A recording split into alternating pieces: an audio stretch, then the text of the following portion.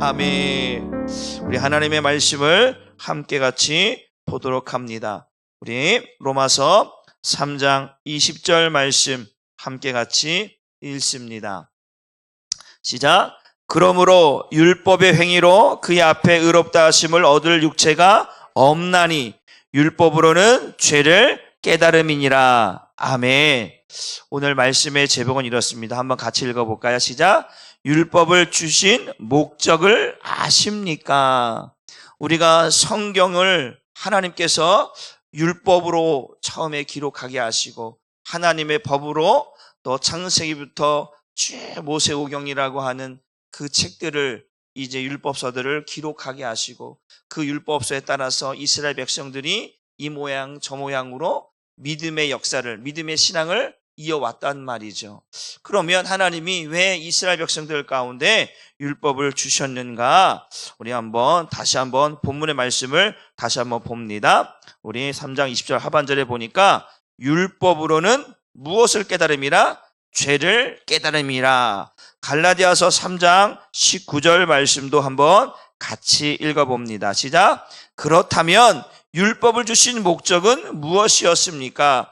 그것은 약속된 분이 오실 때까지 죄가 무엇인지를 깨닫게 하기 위한 것입니다. 아멘.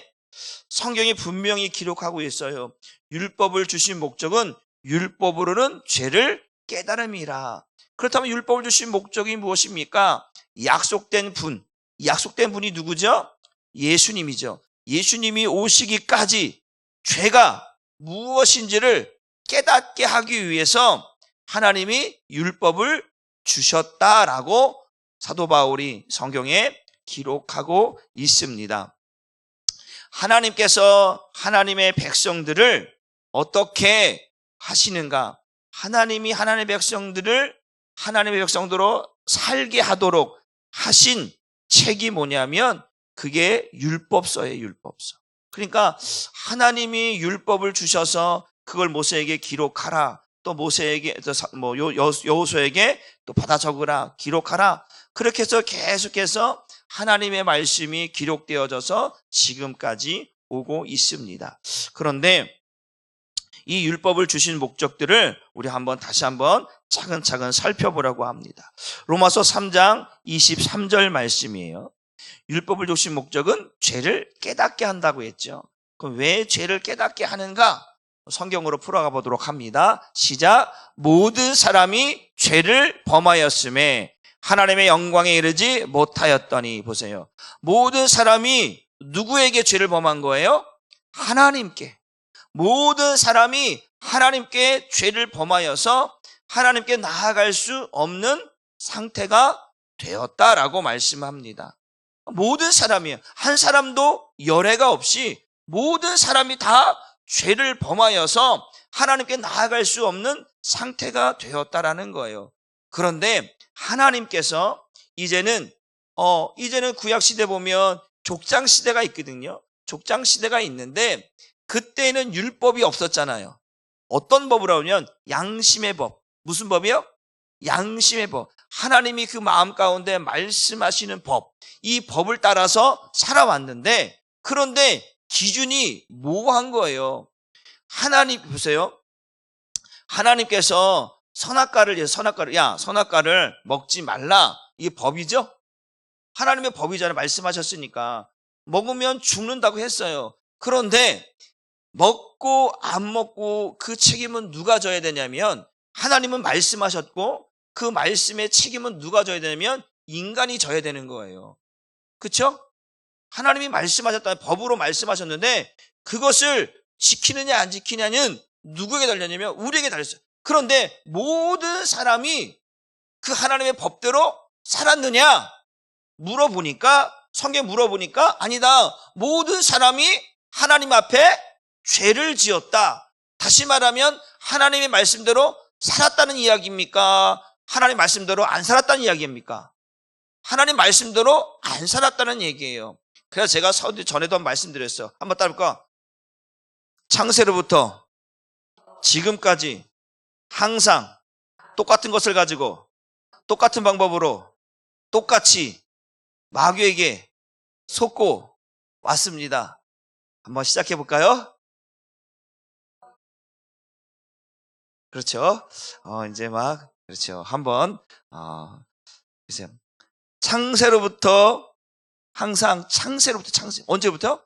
창세로부터 항상 똑같은 것을 가지고 똑같은 방법으로 똑같이 마귀는 우리를 그렇게 넘어뜨리게 만드는 거예요. 그러니까 창세로부터 지금까지 항상 똑같은 것을 가지고 똑같은 방법으로 역사하는데 그게 뭐냐? 하나님의 법대로 살도록 하는 게 아니라 하나님의 법에서 벗어나도록 그렇게 항상 똑같은 것을 가지고 똑같은 방법으로 똑같이 넘어지게 한다는 거예요. 누가요? 마귀가. 그래서 모든 사람이 항상 똑같은 것 때문에 똑같은 방법으로 똑같이 넘어진다라는 거예요. 그게 어떻게 되냐면 창세기에 마귀가 누구에게? 하와에게 했던 방식이에요. 뭐냐면 항상 마귀는 시비를 걸어와요. 뭘 걸어와요? 시비 걸어요. 그 마귀는요, 사랑으로 다가오면 좋겠는데 항상 문제거리를 가지고 시험거리를 던져놓는 거예요. 문제거리를 던져놓는 거예요. 야, 너 저거 한번 먹어봐. 뭘 먹어봐요? 저걸 먹어봐요? 아니요, 선악과를 먹어보라고요. 선악과를 먹어봐. 그거 먹어보면 야, 너무 좋아. 그러니까 딱 쳐다본 즉 먹음직도 하고 보험직고 탐스 지혜롭기도 한다고 했잖아요. 마귀는요, 우리의 생각 안으로 들어와서요, 우리의 생각을 무너뜨리게 만드는 거예요. 그래서 제가 말씀드렸죠. 마귀의 목적은요, 뭐냐면 우리를 목적에서 이탈시키는 거예요. 하나님의 말씀, 그 목적이 뭐냐면 하나님의 말씀대로 사는 거거든요. 우리의 목적은요, 하나님의 말씀을 따라서 하나님이 가라 하면 가고 서라 하면 서고, 그래서 하나님의 말씀대로 살아가는 것이 우리의 삶의 목적인 거예요. 그런데 그 삶의 목적에서 이탈시키는 거예요. 하나님께서 먹지 말라 그러면 먹지 말아야 되는데 거기서 이탈시켜서 먹게 만드는 거예요. 하라고 하는 것은 하지 못하게 하고 하지 말라고 하는 것은 하게 만드는, 그래서 그 목적에서 이탈시켜서 죄짓게 만드는 거예요. 언제부터? 창세로부터 지금까지 항상 똑같은 것을 가지고 똑같은 방법으로 똑같이 사람의 생각을 가지고 움직이게 만드는 거예요. 사람의 생각 안으로 들어온다니까요. 생각 안에 들어와서 나의 생각들을 조종하고 움직이게 만들어요. 그것이 마귀가 하는 일이에요. 그래서 문제가 뭐냐면 하나님께서 우리에게 하라 하지 말라는 것들을 분명히 우리에게 가르쳐 주었는데 그때는 율법이 없었단 말이에요. 기록된 문서가 없어요. 하나님의 말씀하신 것이 법인데 그런데 사람들이 그 말씀을 따라 살지 않아요. 때로는 잊어버리기도 하고 까먹기도 하고 때로는 그 말씀대로 불순종하며 살아가는 거예요. 그러니까 하나님께서 안 되겠다, 이제는 법으로, 뭐로요? 법으로, 말씀으로 기록하게 하시는 거예요. 그래서 그것을 성문화시키는 거예요. 드러나게 하시는 거예요. 누구도 아무도 부인할 수 없도록, 야, 하나님의 말씀이 이렇다라고 하는 것을 이제는 드러내어 보여줄 수 있도록 율법화 시키는 거예요. 말씀으로 기록하게 하시는 거예요. 그런데 문제가 뭐냐면 모든 사람들이 하나님의 말씀대로 살면 되는데 기록되었음에도 불구하고 하나님의 말씀대로 사는 사람들이 없어요. 그런데 보세요. 우리가 마귀의 목적은 율법에서 우리 목적에서 이탈시키는 거예요. 그런데 보세요. 우리 한번 같이 보자. 빌립보서 3장 6절 말씀을 한번 같이 보도록 합니다. 그 율법에 대해서 아주 철저했던 한 사람이 나오는데 그게 누구냐면 사도 바울이거든요. 한번 같이 볼까요? 시작. 열심으로는 교회를 박해하고 율법의 의로는 뭐가 없다? 흠이 없다라는 거예요. 야, 이런 사람 처음 봤어요. 우리가 보통 보면 그런 사람 있잖아요.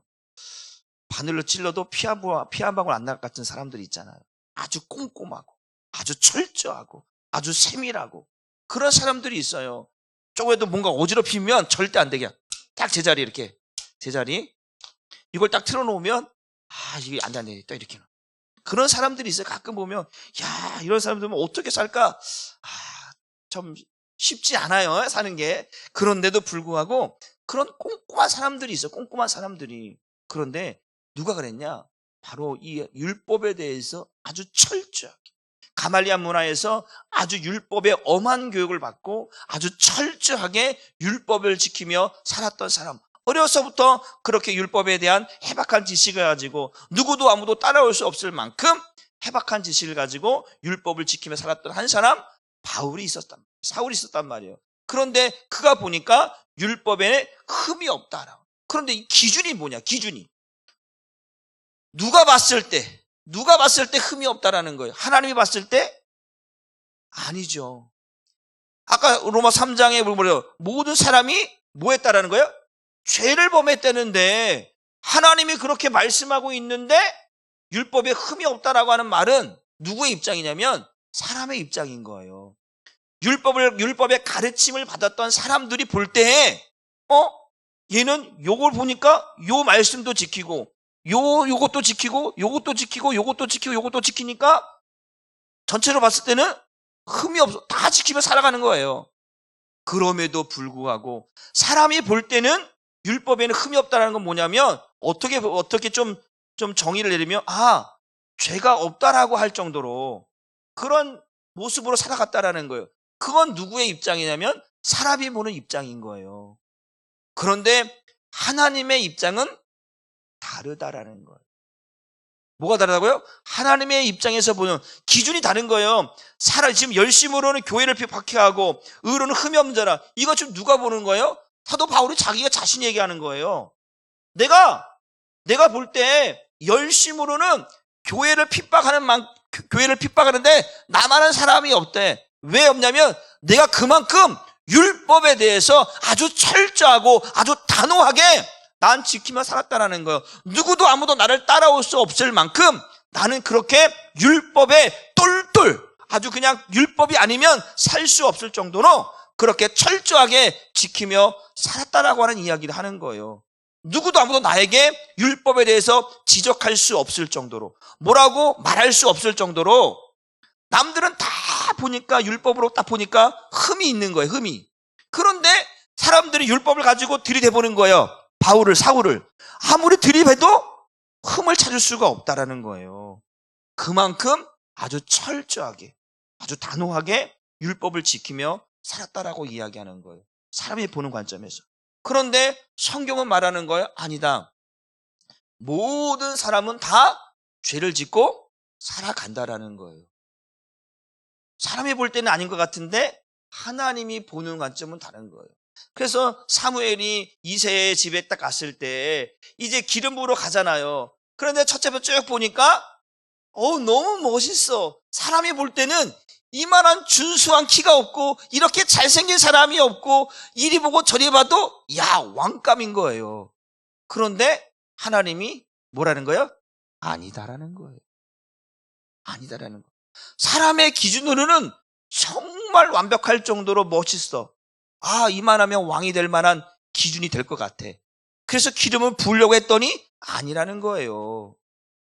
그런데 하나님께서 뭘 보는가? 나는 외모를 보지 아니하고 사람의 마음속 중심을 본다라는 거예요. 그럼 보세요. 똑같은 거예요. 사람이 볼 때는 율법에는 흠이 없단 말이에요. 아주 철저하란 말이에요. 그런데 하나님이 볼 때는 똑같이 사울도 뭐라는 거예요? 죄인이라는 거예요. 이거를 누가 모르고 살았냐면 바울 자신이 모르고 살았다라는 거예요. 바울 자신이 나는 그렇게 율법을 붙들고 열심으로는 교회를 핍박하고 예수 믿는 사람들 잡아다 죽이는 일에 왜? 그들은 율법에서 벗어난 사람들인 거예요. 하나님이 왜? 야훼 외에는 다른 것을 신이라고 말할 수 없는데 예수를 신이라고 하고 예수를 하나님의 아들이라고 하고 할 만큼 이미 율법에서 저만큼 벗어난 사람들이기 때문에 그들을 죽이는 데는 아무런 문제가 없는 거예요.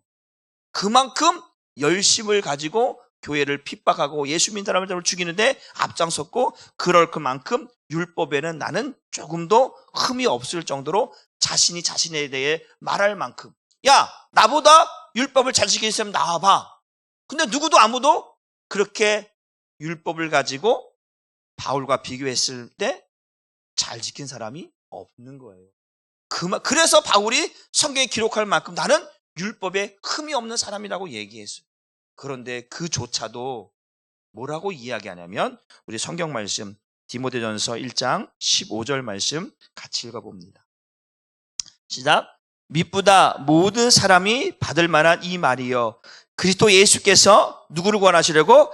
죄인을 구원하시려고 세상에 임하셨다 하였도다. 죄인 중에 내가 괴순이라.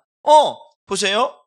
모든 사람들이 이제 바울이 예수님을 만나기 전에는 뭘 가지고 살아야 되냐면 율법을 가지고 온 세상 사람들을 가르쳐야 돼. 율법을 가지고 잣대를 대야 되고 율법을 가지고 이걸 지켜라 하지 마라 이야기해야 되는데 그것을 이야기하는 게 아니라 율법은 다 없어져 버리고 뭘 가냐면 모든 세상 사람들이 들어야 되고 모든 사람들이 믿어야 할 말이 뭐냐 이거예요.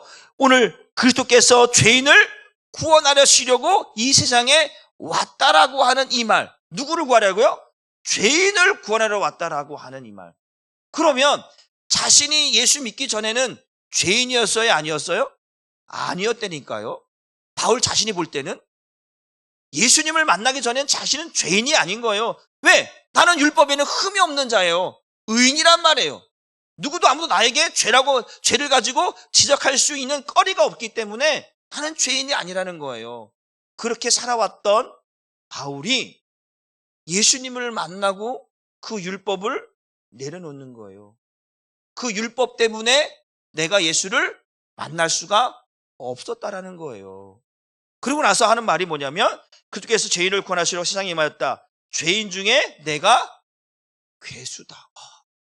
율법에 흠이 없더라고 그렇게 고백했던 사람이 내가 죄인 중에 최고다. 나보다 악한 사람이, 나보다 하나님 앞에 죄를 많이 지은 사람이 있다 없다? 없을 만큼 나는 죄인 중에 괴수였다라고 말하고 있는 거예요. 완전히 달라진 모습을 보여주고 있어요. 자기는요, 그 어려서부터 그는 히브리인 중에 히브리인이에요. 바리새인 중에 바리새파 중에 아주 이 성경을 달달달 외워만 살아갈 수밖에 없는 그런 바리새파 가운데 살았던 사람이란 말이에요. 그렇게 어려서부터 철저하게 율법을 지키며 그것을 외우며 살았던 바울의 인생이 완전히 무엇을? 율법을 버릴 만큼 새롭게 변화된 모습을 보고 있다라고 하는 것입니다. 보세요. 율법이 가장 우리에게 주는 뭐냐면 사람의 가르침을 통해서 배웠던 율법은요 이렇게 되는 거예요. 바울처럼 돼요. 이거를 지켜야만 구원받고 지켜야만 의로워지며 이걸 지켜야만 내가 하나님의 백성, 하나님의 자녀가 될 수 있다라고 하는 그 테두리를 딱, 바운드리를 딱 쳐놓고 이 안에만 갇혀 살아가는 것이 뭐냐면 사람이 가르치는 율법의 제도 아래 살아가는 거예요. 이거 하라, 이거 하지 마라. 이거 하라, 이거 하지 마라. 그 테두리 안에서 살아가는 거예요. 그러니까 뭘 못 보냐면 예수님을 볼 수가 없는 거예요. 율법 너머에 있는, 그러니까 모든 것을 우물안 개구리라는 말이 있잖아요. 그 개구리는 우물 밖에를 볼 수가 없어요. 그 안에 게 전부인 거예요. 바울이 그런 거예요. 바울의 눈에는 다른 것이 보이는 게 아니에요. 율법 안에 있는 것만 보고 율법 안에서만 해석하고 율법 안에서만 모든 것이 이루어지고 있다는 거예요. 예수님은 율법 안에 갇혀 계신 분이 아닌 줄 믿으시길 바랍니다. 그 율법은 하나님께서 주신 하나의 말씀인 거예요. 하나님은 율법 안에 갇혀 계신 분이 아니다. 그런데 율법으로만 보니까 예수님의 오심을 인정할 수가 없는 거예요. 그래서 그 바울이 예수 믿는 사람들을 잡아다 죽인 일에 가장 앞장섰잖아요. 스데반 집사를 죽이는 일에 가장 앞장서서 죽였던, 증인이 되었던 사람이 바울이잖아요. 그런데 다메섹 도상에서 예수님을 만나고 나니까 뭐가 바뀌어지냐면 나는 지금 당당한 모습으로 예수 믿는 사람들을 잡아다 죽이는 일에 앞장서가지고 의기양양하게 가고 있는데 갑자기 하늘에서 호련히 비치는 큰 강한 빛이 비춰질 때에 거기서 나오는 음성을 듣는 거예요. 사울아, 사울아, 당신이 누구십니까? 네가 핍박하는 예수다. 이 말 한마디에 거기에 무릎을 꿇고 엎드려지는 거예요. 여러분, 이 사건은 다메섹 사건은요, 사도 바울의 인생을 바꿀 뿐만 아니라 기독교 세계에서 성경을 기록하고 있는 획기적인 변환점이에요. 그 바울을 쓰기 위해서 하나님이 뭘 하겠냐면 율법이 아닌 복음, 그 복음으로 바울을 무릎 꿇겠다는 거예요. 왜냐하면 유대인들은 율법을 가지고 잣대를 대어서 그것이 아니다 보면 무릎을 꿇려야 되는데, 예수님은 율법이 아닌 그분의 말씀, 예수님은 하나님은 말씀이죠. 말씀이 육신이 되어 오신 분이 말씀하고 있는 거예요. 그것이 곧 법인 거예요. 그것은 율법 안에 갇혀 있는 법이 아니고 율법을 덮을 만큼, 율법을 통제할 만큼 그러한 말씀인 거예요. 그러니까 그 말씀 앞에 바울이 엎드려지는 거예요. 여러분, 그러니까 바울이 거기서 뭘 깨달았냐면, 율법을 지켜서 구원받는 것이 아니라, 오늘 디모데후서 1장 15절의 말씀처럼 미쁘다 이 말이요, 모든 사람들이 받을 만한 이 말이요, 그리스도께서 죄인을 구원하러 오셨다는 이 말이 진짜구나, 이거를 알게 되는 거야. 그러하니까 뭐냐면 내가 의인이 아니라, 율법에 흠이 없는 자가 아니라, 빌립보에서는 누구를 향해서 말하고 있냐면 그 바리새파 유대인들을 향하여서, 할례 받은 자들, 그 율법을 가르고 말하는 사람들을 향해서 너희들이 그만큼이냐? 나는 이만큼이다 라고 변호하기 위해서 말한 말이거든요. 그런데 그 당시 자기가 그렇게 할 때는 자기 기준이 그렇게 되어서 말하는 거예요. 그런데 예수님을 만나고 보니까 나는 의인이 아니고, 나는 율법에 흠이 없는 자가 아니라 죄인 중에 괴수구나. 야, 내가 하나님의 말씀을 그렇게 달달달 외우고 그렇게 율법에 대해 세박한 지식을 가지고 그 율법을 가지고 예수님의 사람을 죽이는 데 앞장섰는데 정작 알아야 할 예수를 모르고 있었구나. 율법이 무엇을 말하고 있는지조차도 모르고 있었구나. 율법을 읽고 있고 율법을 암송하고 있고 율법을 적용시키고 있지만 율법을 주신 목적을 이해하지 못하고 있었다라는. 율법은 죄를 깨닫게 하는 건데 내가 죄인이라는 걸 깨닫지 못하고 오히려 율법을 가지고 남을 판단하고 정죄하고 죽이는 일에 율법을 사용했다라는 거예요. 여러분, 우리가 참 조심스러울 게 뭐냐면요, 하나님의 말씀을 알고 있다고 해서 이 말씀은 내가 김 집사한테 꼭 써먹을 거야, 요 말씀을 가지고 요 말씀은 박 집사에게 꼭 써먹을 거야, 이렇게 써먹으면 안 되는 거예요. 이게 율법인 거예요. 무슨 말이겠죠? 하나님의 말씀은 살리는 말씀이 되어야 할 줄 믿습니다. 그 말씀을 가지고 요 말씀은 김 집사가 꼭 들어야 되는데, 그래서 마음이 찔려야 되는데 이 말씀이 오늘따라 왜 김 집사 안 왔지? 막 이렇게 속 마음에 그렇게 해서 이 말씀을 가지고 남을 판단하고 남을 정죄하려고 적용해서는 안 된다라는 거예요, 율법은요. 그런데 바울은 그렇게 사용했다라는 거예요. 내 생각에 봤을 때 맞지 않아. 그러면 그걸 가지고 김 집사님, 박 집사님, 이거 아니야, 이거 아니야, 이렇게 간다는 거예요. 이렇게. 아니에요. 이렇게 가면 다 교회 무너져 버립니다. 뭐로 가요? 은혜로 가야 돼. 살리는 길로 가야 되는 거예요. 근데 바울은 율법을 가지고 죽이기로 가는 거예요. 하나님은 율법을 죄를 깨닫게 하는 거예요. 깨닫게 한다는 것은 하나님께로 돌아갈 수 있게 하려고 하는 거거든요. 그런데 하나님은 하나님 앞에 하나님의 백성으로 살 수 있도록, 하나님께 돌아갈 수 있도록 하려고 주신 것인데 오히려 그거를 정죄하고 판단하고 해서 죄 아래 가두어 버리는 거예요. 너는 죄인이야, 너는 바로 하나님 앞에 죄인이야, 이렇게 만들어서 은맥이 주고 이렇게 살도록 만들어 버리는 거예요. 그래서 예수님이 오셔서 가장 그 율법으로 하나님의 백성들을 핍박했던 누구에게? 사울에게, 바울에게 나타나셔서 그에게 뭐냐면 너를 이방의 사도로 세우겠다라는 거예요. 그게 뭐냐면 율법을 가르치는 자가 아니라 뭘 가르쳐요? 율법을 폐하고 복음으로 새롭게 하겠다라는 거예요. 그래서 율법이 뭐야? 율법이 뭐냐? 우리가 구약이라 하잖아. 옛 구자 쓰거든요. 옛 언약. 그 율법이 옛 언약. 제가 전에 얘기했죠. 옛 언약, 구약, 옛 언약을 폐하고 신약, 새로운 신약, 새 언약을 세우기 위해서 누구를 사용하냐면 사도 바울을 세우시는 거예요. 그러니까 율법을 주신 목적은 판단하고 정죄하고 죽이는 일이 아니고 내가 죄인이라고 하는 사실을 깨닫게 한다라는 거예요. 이게 율법을 주신 첫 번째 목적인 줄 믿으시길 바랍니다. 다시 한번, 율법의 첫 번째 목적 따라. 율법의 첫 번째 목적, 죄를 깨닫게 하는 겁니다. 죄를 깨닫게 하는, 나는 깨닫지 않고 김 집사님 그거 말씀 들어야 했어, 이렇게 내가 그 죄를 깨닫게 하는 것은 나에게 적용시키는 거예요. 남에게 적용시키는 게 아니라 내가 죄인이었구나.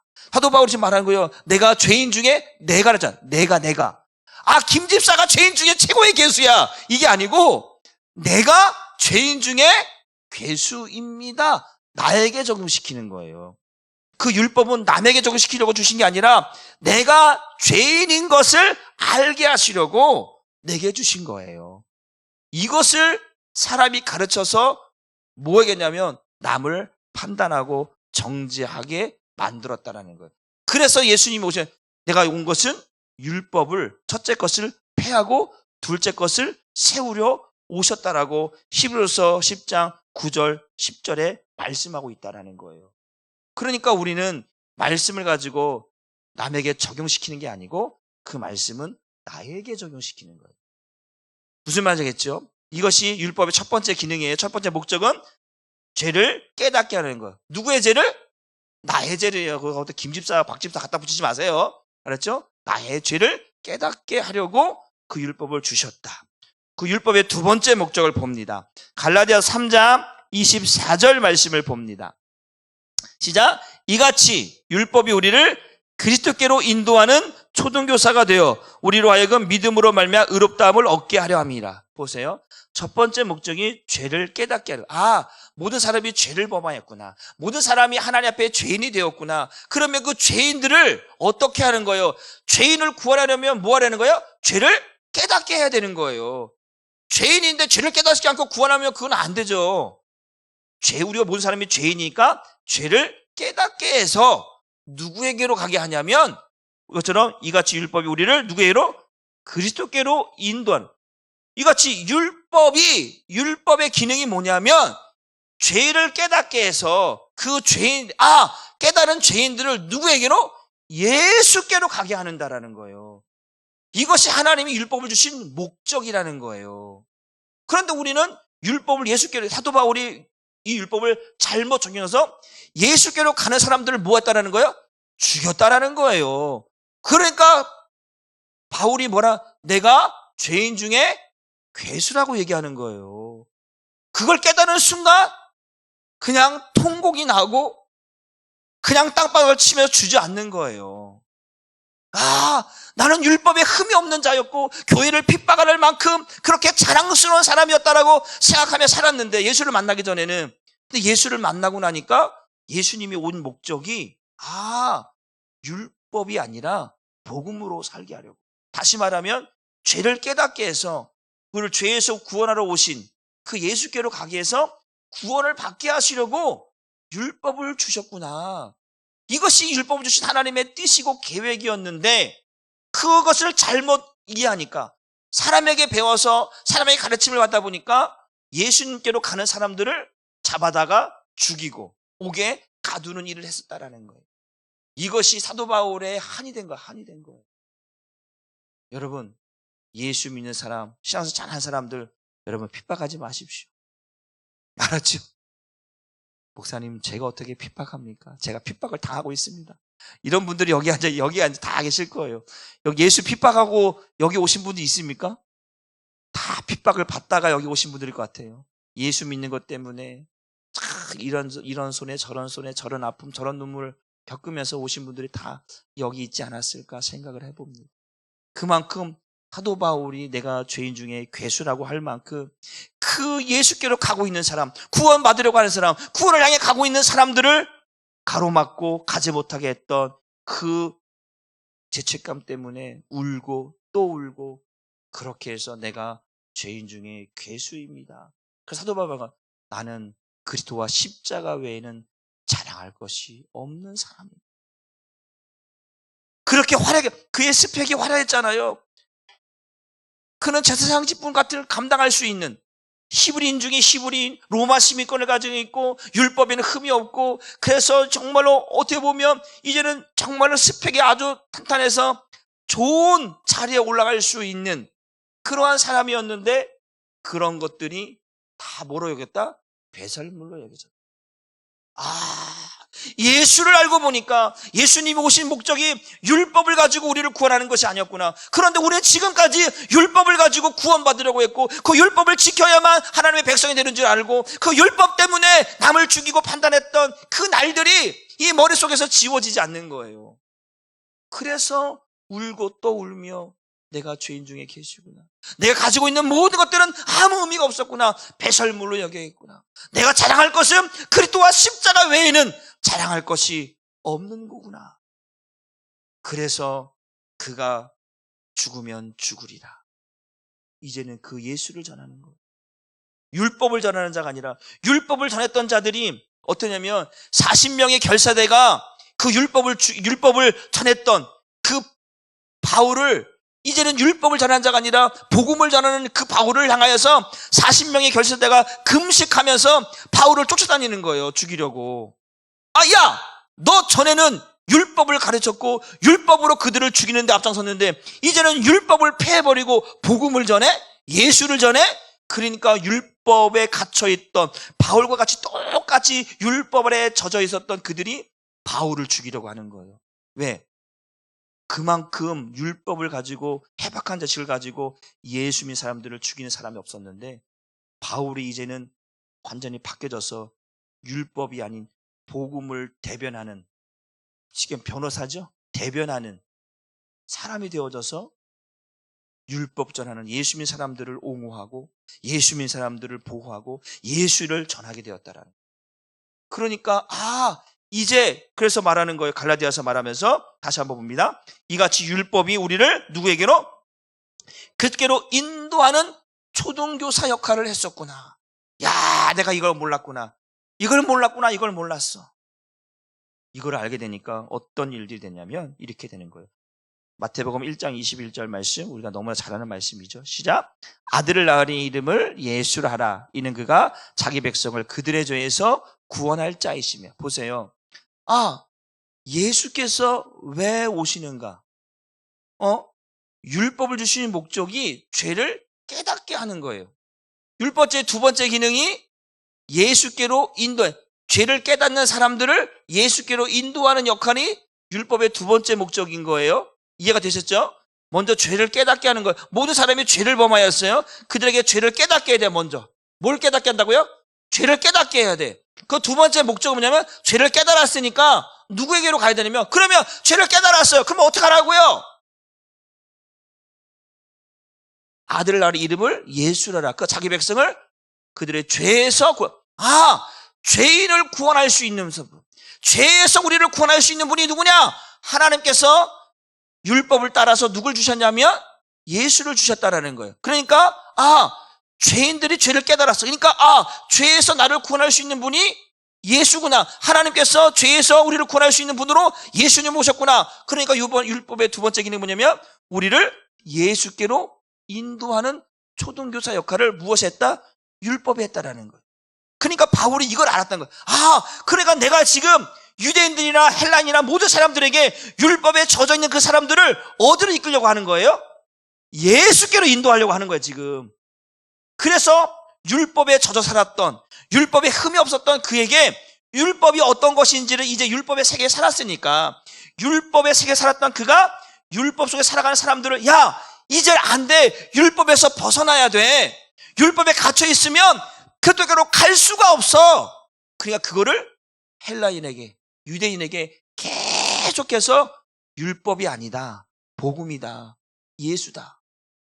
율법은 죄를 깨닫게 하고 그 죄인들을 구원하러 오신 예수께로 인도하는 것이 우리가 지금까지 알았던 율법의 궁극적인 목적이었다는 것을 계속해서 율법학자들에게, 율법주의자들에게 말하고 또 말하고 말하고 또 말. 한번 합시다. 말하고 또 말하고 말하고 또 말하고. 시작.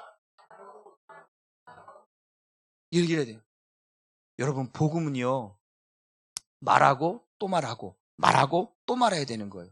어제 말했다고 오늘은 그냥 씩 닫아버리는 게 아니고, 복음은 계속해서 말하고 또 말하고 말하고 또 말하고 말하고 또 말하고.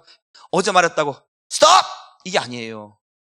바울은요, 자기 동족이 구원받기를 소망했던 사람이에요. 왜?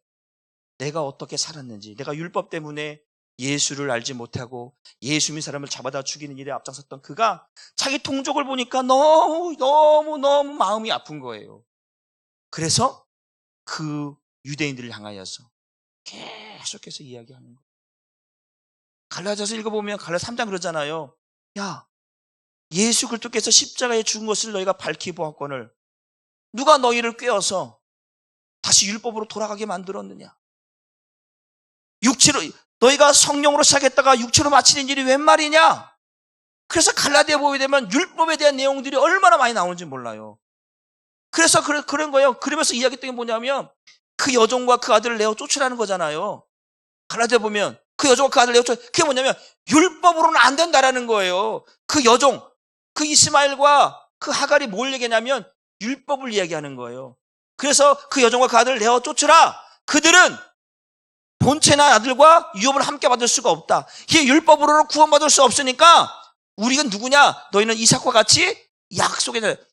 이스마엘의 자녀가 아니고 너희는 약속의 자녀. 바로 이삭과 같은 약속의 자녀다라고 이야기하고 있는 거예요. 그래서 사도 바울이 누구에게 하냐면 예수께로, 다시 한번 3장 24절, 율법이 우리를 누구에게로? 그리스도께로 인도하는 것을 계속 끄집어당기는, 야, 따라와. 그거 아니야. 율법이 아니야. 이 모든 율법으로 있는 사람들을 복음으로 예수께로 인도하려고 평생을 살았던 사람인 거예요. 그럼 우리는 어떻게 살아야 돼요? 우리는 똑같이 복음으로 살아야죠. 똑같이 예수를 말하는 사람이 되어야죠. 왜? 율법을 주신 목적이 죄를 깨닫게 하는 거예요. 죄를 깨닫게 한 사람들을 누구에게로? 예수께로. 그래서요, 여러분, 복음 가운데요, 죄를 얘기하지 않으면 안 돼요. 그런데 오늘날 많은 대형교회 보게 되어지면 여러분들이 느낄 거예요. 제가 설교할 때 죄에 대한 이야기, 예수에 대한 이야기를 항상 꺼내는 이유가 뭐냐면, 제가 그런 거 가지고 왔죠. 말하고 또 말하고 말하고 또 말하는 이유가, 대형교회 여러분들이 들어보게 되면 죄에 대한 얘기 잘 안 해요.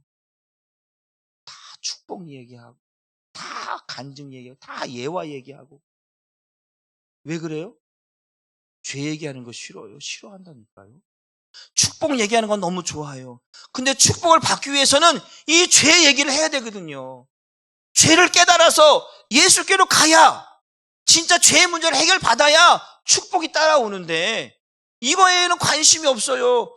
목사님 왜 죄예요, 죄? 할 얘기가 그렇게 없어요?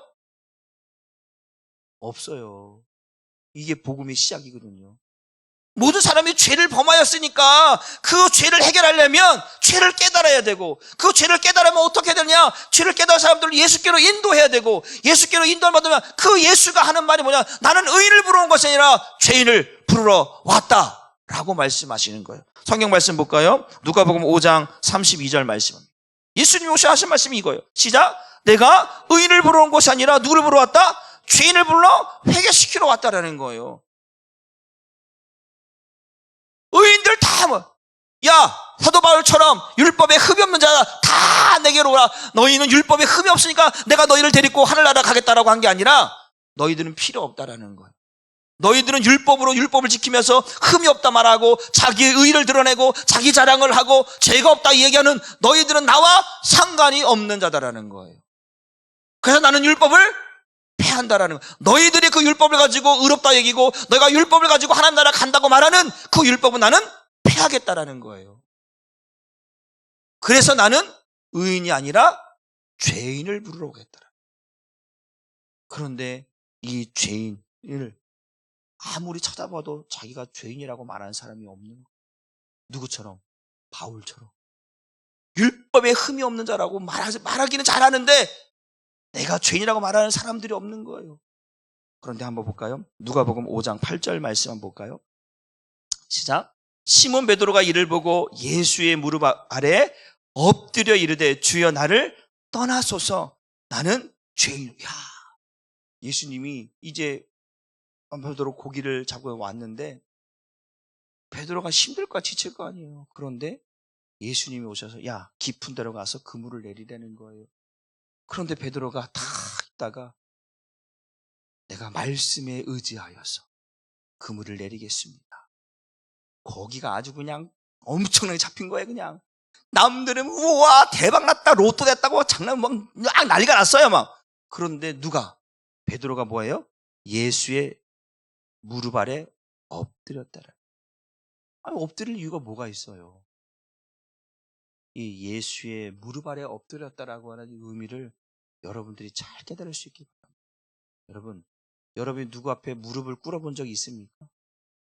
여러분의 자존심, 여러분들의 여러분들이 가지고 있던 그 누구에게도 지금 양보 못할 만한 그 자존심, 그걸 내려놓을 만큼 무릎을 꿇고 내가 잘못했습니다, 내가 죄인입니다 라고 말할 수 있습니까? 웬만해서는요 내 자존심이 허락하지 않아요. 그런데 이 예수의 무릎에 엎드렸다라고 하는 것은요 어떤 의미냐면요, 나의 가지고 있는 모든 육신의 생각과 마음, 내가 가지고 있는 모든 감정, 이 자존심을 내려놓았다라는 얘기예요. 누구 앞에? 예수 앞에. 그 예수가 누구예요? 하나님의 아들이에요. 죄에서 우리를 구원하러 오신 그 예수 앞에 엎드린 거예요. 이 엎드렸다라고 하는 의미는 또 다른 뭐냐면 바로 그분은 누구예요? 온 우주의 창조주예요. 온 우주 만물을 말씀으로 창조하신 그 하나님 앞에 엎드렸다라고 하는 것은 우리가 마땅히 해야 할 일들을 보여주고 있는 거예요. 그런데 누구도 아무도 내가 죄인이라고 말하고 하는 사람이 없는 거예요. 예수를 핍박하고 예수를 죽이라고 하는 사람들은 있지만 예수 앞에 무릎을 꿇는 사람들이 없었다는 거예요. 그런데 누가? 베드로가 나는 죄인입니다 말하면서 그 주님의 무릎 앞에 엎드린 것은 나의 모든 죄의 모습들을 주님께 내려놓습니다. 온 우주 만물의 창조자이신 바로 당신 앞에 나는 엎드립니다 라고 고백하고 있는 말씀인 거예요. 여러분들이 바로 그 예수 앞에 무릎을 꿇을 수 있길 바랍니다. 왜 꿇는 거예요? 나는 죄인입니다 라기 때문에 무릎을 꿇는 거예요. 나는 의인입니다 라고 하면 무릎을 꿇을 수가 없는 거예요. 왜? 잘못한 게 없는데. 여러분 잘못한 거 없는데 무릎을 꿇어요? 아니잖아요. 자존심이 허락합니까? 허락 못하죠. 여러분 남편이 아내한테 무릎 꿇어본 적 있어요? 아내가 남편한테 또 무릎을 꿇어본 적 있어요? 여러분 자식한테 무릎을 꿇어본 적 있어요? 이게 용납이 되는 게 아니에요. 아니 목사님 베드로니까 예수님께 그런 의미가 아니고요. 이 무릎을 꿇었다라고 하는 자체가 내가 죄인입니다라고 하는 것을 인정한다라는 거예요. 여러분 이러한 고백이 우리에게 있길 주님의 이름으로 축복합니다. 예수님 앞에 예수님 나는 죄인입니다라고 하는 이 고백. 누가가 이 죄인이라고 하는 단어를 처음 쓰고 있거든요. 처음 쓰고 있는데 이 죄인은 어떤 의미냐면요, 용서받을 수 없는, 돌이킬 수 없는 그러한 의미에 쓰여지는 죄인이에요. 왜 그러냐면 그 당시에 지금 어떤 시대예요? 율법으로 인한 시대예요. 율법에서 사도 바울이 것처럼 율법에서 벗어난 자들, 이교도라고 하거든요. 배신자들. 그들은 율법으로 들어올 수가 없어요.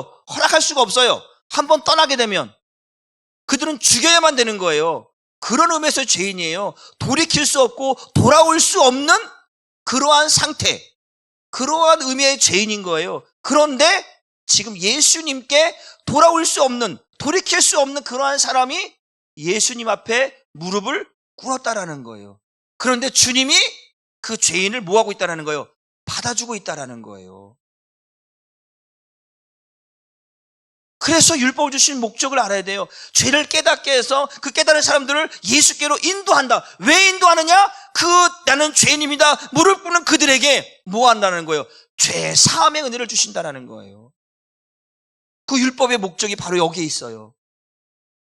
어디까지 가는 거예요? 죄 사함까지 가는 거예요.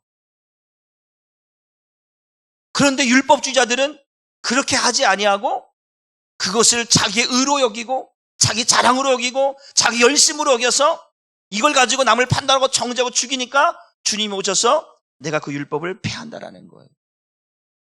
하나님 나라는 그렇게 가는 것이 아니고 구원은 그렇게 받는 것이 아니고 은혜는 그렇게 받는 것이 아니다. 그것으로는 하나님께로 갈 수가 없다라는 거예요.